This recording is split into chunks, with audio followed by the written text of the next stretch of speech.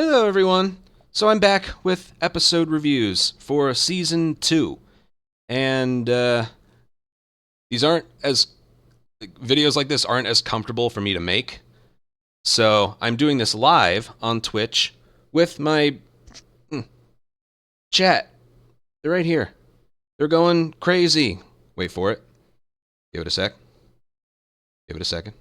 Give it a second. They're going crazy. Yeah. Anyway. So yeah, before we get into the first episode, I never like properly did a part 2 review. That's because like at around the time it came out, things were just like really toxic. The air was too. June of 2020. um Anger, thank you for a 7-month resub. How fitting. Yeah. Um yeah, when I did my first playthrough of it, I was along for the ride, so I enjoyed my first playthrough. But as time set in and we had time to reflect, I grew to not enjoy it that much over time. I think it was just so different from the first game. And the first game, it's basically the reason all of us are here. Most of us, anyway. It's the reason I'm here, at least. It's my favorite thing ever. Ever. Really. And two, just. I wasn't expecting it to do the same cookie cutter, like, same exact thing. It's just a little. Too different.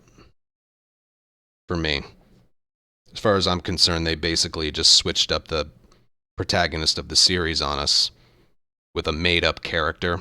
That's kind of my whole thing about it. We don't have to talk about the game that much, but I was hopeful for the TV show that I could enjoy the events a little bit more when it's, put to screen, put to television. So yeah, that's kind of the hope I was having for the show, that maybe I could enjoy the events a little bit more if it was ordered a little differently, and just I don't know. It has an opportunity, at least for me. If you loved it, that's perfectly fine. I'm not trying to convince you. Otherwise, put to screen, I might enjoy it a little bit more. So, yeah.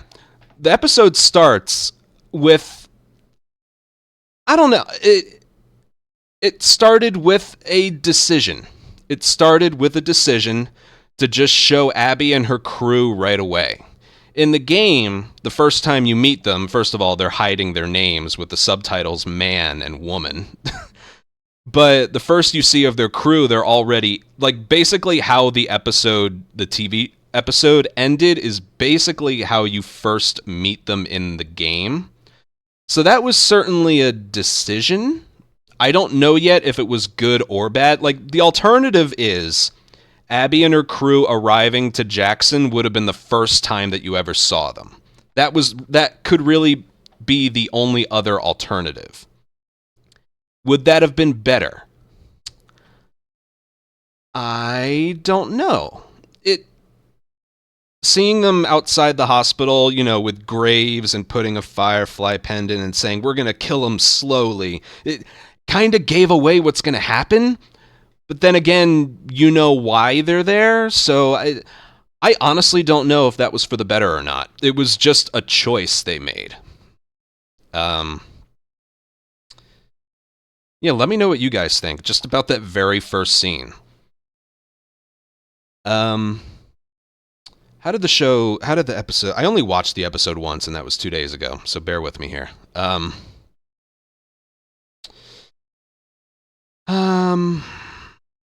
It basically starts out with Joel being, like, a handyman. Like, fixing things up. Like, in the game, I always thought he was kind of the guy for, like, training people on how to, kill infected, defend yourself, that kind of thing. The fighting aspect, making its citizens feel more like soldiers. We never really got to... The first time Joel pops up on screen 4 years later is when he's rescuing Abby from the Horde. Um, and in the show, he's there. He's there playing around with Tommy's son. Yeah, and telling Dina how to work with electrical stuff and all that. And he's like, doing city planning and stuff. He's a pretty like head honcho there. He is kind of, I don't know if he's the leader, but he is one of the leaders there. And yeah, Dina, I was impressed with Dina's acting, her likeness and her acting. I really liked the casting there. She was very good. And yeah, it gives you more of a slice of life. If you think about, like, you go to a lot of different places in Jackson, like in the beginning of the game, like, well, sort of. There's the intro part and then there's patrol, but if we're just talking from the moment Ellie wakes up to the moment like they ride off on horses, you don't see a lot of Jackson in the game. Here you definitely saw a lot more of it. I don't think they're ever outside of Jackson. Sort of once. That's when Tommy is sort of out on patrol with Ellie. I don't think it was patrol. I think it might have just been a sniping lesson. Who knows? That's also something I noticed. They took some parts of like the flashback sequences in part 2, the game, like the finding string sniping, and they put that all in the beginning. There was also the one where, in the very beginning of part 2, Joel, goes into Ellie's apartment garage. I think she lives in the garage of the house or something. And, they have that conversation. He brings her a guitar and all that. They did put that in the show, but, like, in the game, that was 4 years prior to, like, the start of part 2, basically. Maybe a little bit after they first arrived to Jackson. But pretty much everything in the show, everything took place in the 4 years later part. The sniping with Tommy, the Joel walking into Ellie's place, and he's going to fix up a guitar for her. Everything started in the 4 years later part. Whereas the other 2 scenes I mentioned took place 4 years earlier, 2 years earlier, that kind of thing. Yeah, they skipped the scene where Joel told Tommy what happened when he first got back to Jackson. Maybe it'll appear later. Maybe it will appear later. Oh, and the other one. When they're in the game, when they're doing patrols, Ellie never makes it back to Jackson while Joel is alive. In the game, they did the patrol, and then they get stranded by the blizzard, and then they, they find out where Joel is. They go, and the whole scene happens. In the show, they decide to do the patrol, and then they have the party later that night. Whereas in the game, the party was that night. Ellie and Joel have their heart-to-heart conversation, and then the patrol is the following day. How do I word this? They changed up the sequence a little bit, where they do patrol, they have the party that night, and then, well, that's kind of all we've seen so far. But they changed up the sequence a little bit, and I'm not saying that's like a good thing or a bad thing. It's just, it was one of those things where it was a choice. I personally like how it's all flowing from one sequence to the next to the next. Part 2, the game, has a lot of flashbacks. And I grew very tired of that very fast. Hey, the whole sequence of events happened, but we're not going to show you until the very end of the game. I grew, very tired of that very quickly. I liked how everything in the show was one sequence of events from start to finish, no flashing back and all that. I liked it.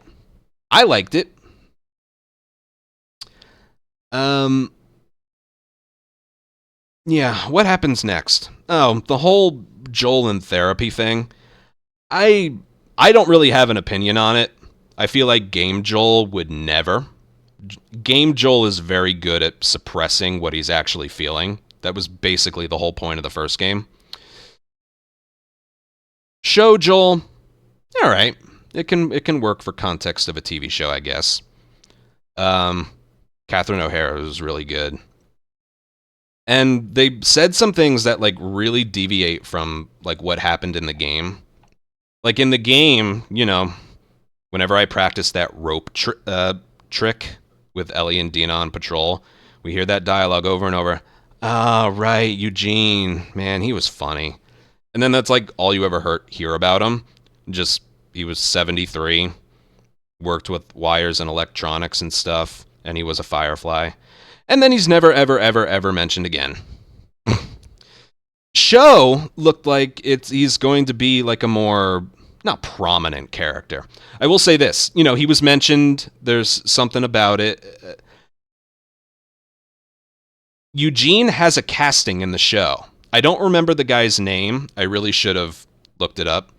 But it's the guy who played Cypher in the first Matrix movie. He has a casting that was announced. So he's going to appear on screen at some point, which makes me think, episodes 2 and onward are going to have like a lot of flashback sequences, which, we'll see how they're done. I mentioned how I kind of liked how things were flowing without flashing back, but yeah, that I should have looked up his name before I started this, but yeah, he's going to have like a prominent part in the show at some point. And he was Catherine O'Hara. I already forget her name. I don't know if her name was mentioned. I had it with subtitles on and they showed it, but whatever.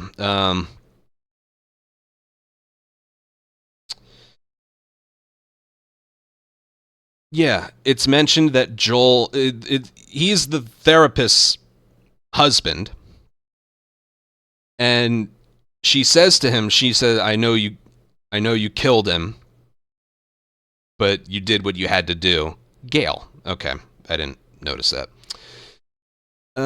Yeah, so Gail's husband is Eugene, and she says that, I know that you killed him, but I understand you did what you had to do. My guess and theory that I've seen is Eugene found out about what Joel did in the hospital, and he killed him so others wouldn't find out, or Ellie for that matter. And he's just going to claim that he was infected on like a patrol or something, and he had to put him down. That's what I'm guessing. Just to make Joel look like even more of a bad guy. Because even after Gail, gotta remember that, even after Gail poured her heart out to him and she's like, okay, now you do the same, he still wouldn't give in. Yes, he cried. Oh, would Game Joel ever cry? I don't know. It's a whole thing. I don't really care about that. It was one hell of a performance. Yeah, he just says, I saved her, and then just walks out. So I think the things she was saying to him were really getting through, but he's putting up that front and going to the grave with it, really. But yeah, it's not like completely out of the question that Eugene would find out what Joel did, because he in the game, Eugene was at one point a Firefly. So maybe it might even be where Abby found out that he was living there.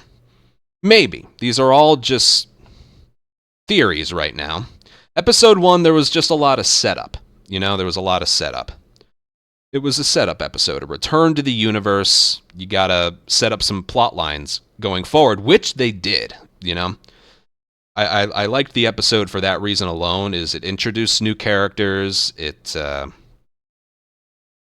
had one continuous sequence from day to night, and yeah, just had a lot of things happen that set up a lot of different things that in the directions that the next 6 episodes and the next season are going to take. Yeah, Jesse was everyone was pretty well cast. So what happens later? The patrol sequence in the supermarket was cool. I actually really liked that. It didn't even cross my mind. Like, I knew in season 1 they didn't spend a lot of time on the infected. But to replace the supermarket with taking out, like, I don't know, the whole sequence takes out maybe a dozen infected. It was really cool for, like, the whole thing of them accidentally falling into the supermarket.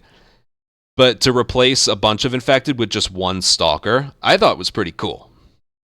I thought was pretty cool. And they had the bottle flashback, the callback. Yeah, that was nice.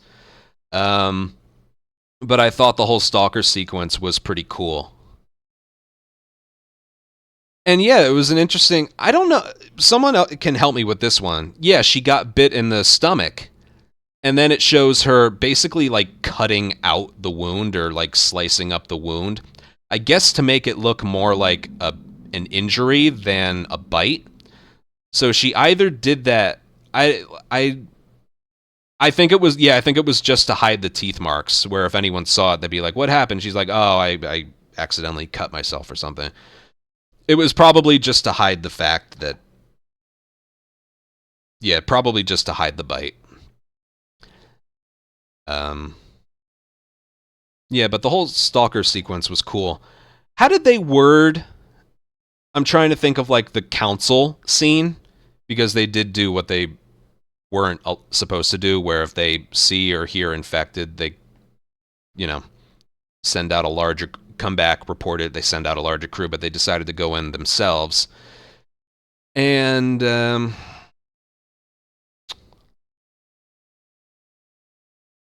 was I going with this? The council. They tried explaining the stalk. I think stalkers were a new concept to the town. I don't think anyone had really seen one of them before. Didn't they? They said something about it, like something about that was new to them and to the viewing audience as well. You know, a strategic infected.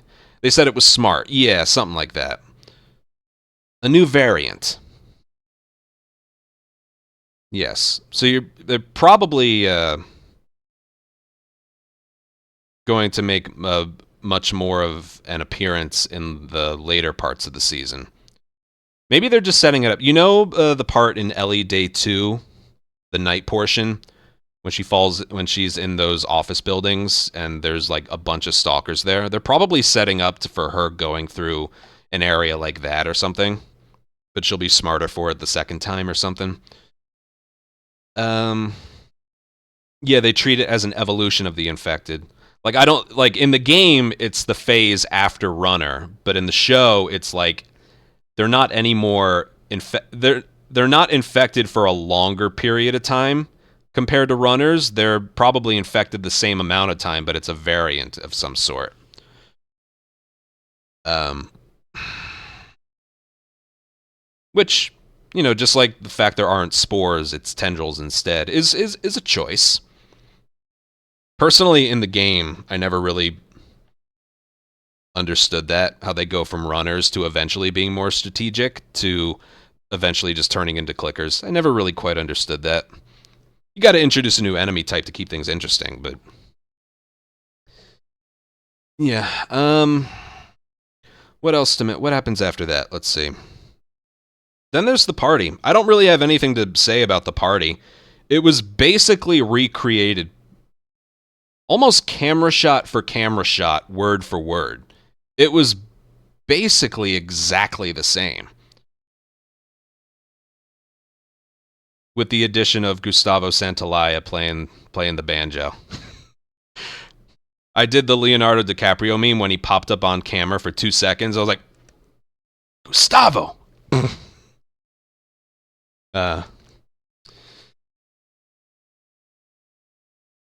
uh, and then there's the scene with Joel, and then Ellie's leaving the party, and it looks like Joel and Ellie are going to have their heart-to-heart conversation because that's basically what happened in the game, except in the game it's put at the very end of the game, which, again, is a choice. I got tired of the flashback. I got so tired of the flashbacks. It looks like they're going to have their heart-to-heart, but then they kind of fake you out, and she just angrily goes to her room.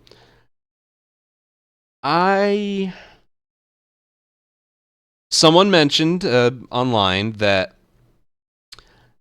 In that moment, they probably did have their heart to heart. They just didn't show it yet.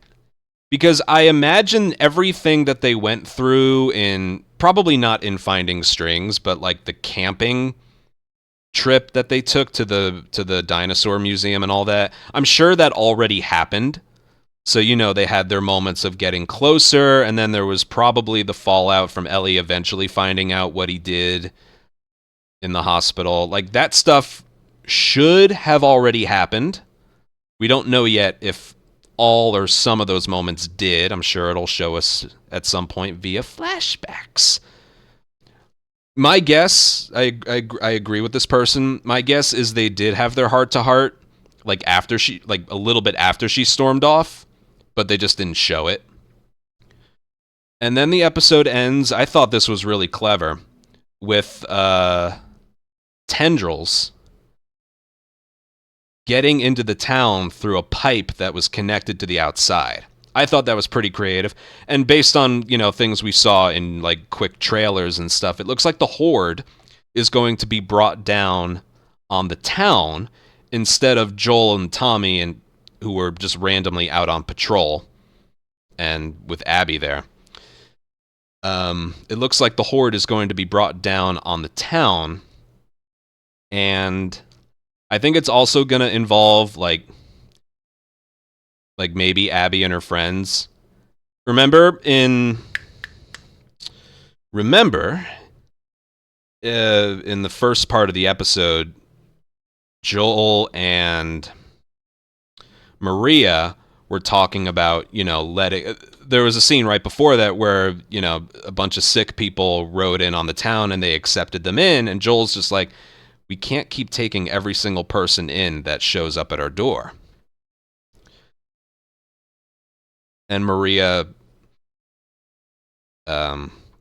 wants to let everyone in. Joel, I think, would be okay with keeping certain people out. Yeah, she says, you were once a refugee.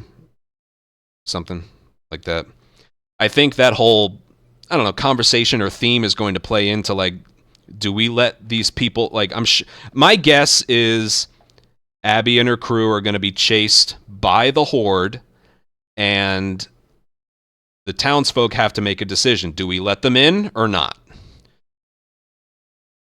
And, yeah, so I think that scene with Joel is going to happen in a secluded part of the town because they were let in. That's exactly what I think is going to happen. Yes, Joel's going to be nice. Even though his stance is we can't let everyone in, he's going to show some humanity and let them in, and that's going to be his downfall because that's the only reason that they're in Jackson. But yeah, it looks like the Horde is going to be brought down on the town instead of some the gondola, the lodge part. And yeah, they certainly have me excited for the next episode. So yeah, all in all, I liked it. Like I said, it was a return to the universe, and it was the episode's responsibility to set up what's going to happen next, and I think it succeeded. And yeah, that's kind of all I have to say or think about it. Anyone else? Oh God, yeah. Mel's pregnant. What? Are you sure? But she loves Owen. But Abby loves Owen too. Oh, Owen's not sure what he wants to do. Yeah. Yeah, can't wait for that.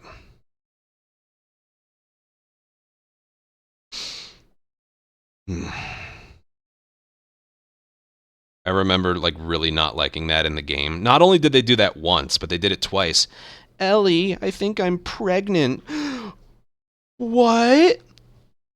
But I think I still have feelings for Jesse. What? But I like Jesse too. But he's the father.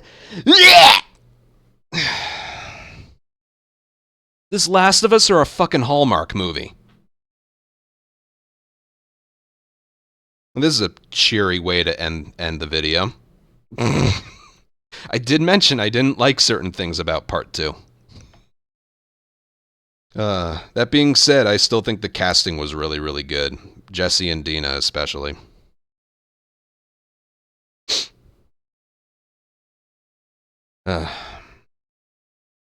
No snowball fight. Well, who knows? Maybe this time around they kill Joel with snowballs. No, probably not. All right, that's it for this one. All right, that's it for this one. Episode 2 looks like it's going to be a good one. And, yeah, we'll just see what happens. The hard to...